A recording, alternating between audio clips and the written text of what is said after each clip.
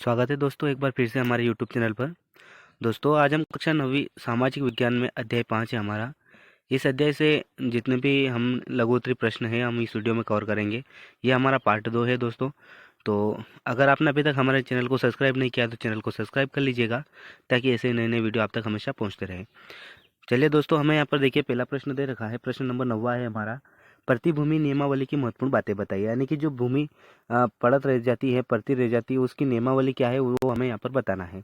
तो इसका उत्तर हो जाएगा प्रतिभूमि नियम। इस नियम के तहत सरकार गैर खेतिहर जमीन को अपने कब्जे में लेकर कुछ खास लोगों को सौंपने लगी। यानी कि ऐसी जमीनें जहाँ पर खेती नहीं होती थी, ऐसी जमीनों को सरकार अपने कब्जे में ले लिया और उसको खास लोगों को दे दिया।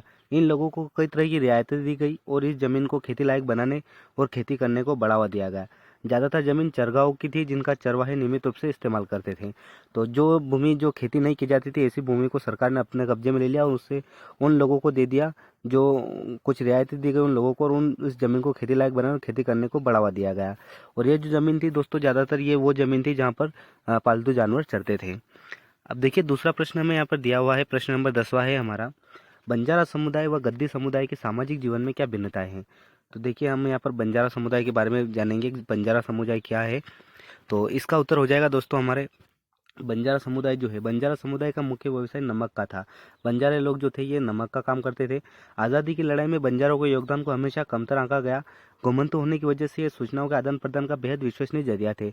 जब आज़ादी की लड़ाई हुई थी तो सूचनाओं का आदान प्रदान करने के लिए दोस्तों बंजारा जाति जो थी, इन्हीं लोगों का हम इसका ये करते थे, आदान प्रदान करने में विश्वसनीय मानते थे इन लोगों को।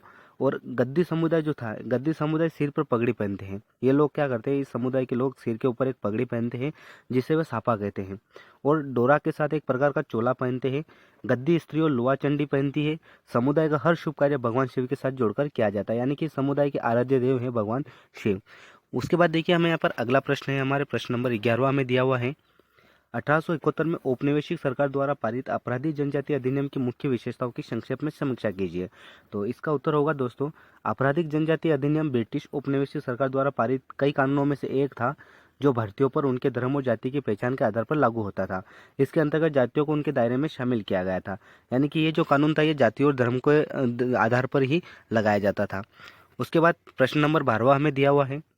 उपनिवेशिक काल में मासाई चरवाहों के जीवन में क्या सामाजिक बदलाव आए, विस्तार से समझाइए।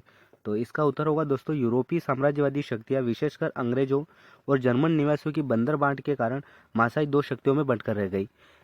कीनिया पर अंग्रेजों ने अधिकार कर लिया, जबकि तंजानिया जर्मनी का उपनिवेश बनकर रह गया। तो ये जो मासाई चरवाहे थे ये दो भागों में बट गए। एक भाग पर तो अंग्रेजों ने अधिकार कर लिया और दूसरे भाग पर तंजानिया जो कि जर्मनी का उपनिवेश बनकर रह गया। अब अगला प्रश्न है दोस्तों, देखिए प्रश्न नंबर 13वां है हमारे पास। अपराधी जनजाति अधिनियम पर टिप्पणी लिखिए। यानी कि अपराधी जनजाति अधिनियम क्या था। तो इसका उत्तर होगा, इस अधिनियम के तहत दस्तकारों, व्यापारियों और चरवाहों के कई समुदायों को अपराधी घोषित कर दिया गया।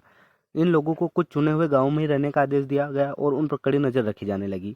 उपनिवेशी सरकार टैक्स के हर संभव स्रोत की तलाश में रहती थी। यानी कि ये जो जनजातीय अधिनियम पारित किया गया था, इस जनजातीय अधिनियम के तहत वो समुदाय जो कि चरवाहे थे, दस्तकार थे, व्यापारी थे, उनको उन लोगों ने अपराधी घोषित कर दिया और उनको कुछ ही चुने हुए गांव थे वहीं पर रहने का अधिकार दिया गया था। तो दोस्तों ये हमने पार्ट 2 में आपके 9 से 13 यानी कुल 4 प्रश्नों को हमने इस वीडियो में कवर किया है। तो दोस्तों अगर आपको हमारा ये वीडियो पसंद आया तो आप वीडियो को लाइक कीजिएगा और इसे अपने दोस्तों के साथ शेयर ज़रूर कीजिएगा।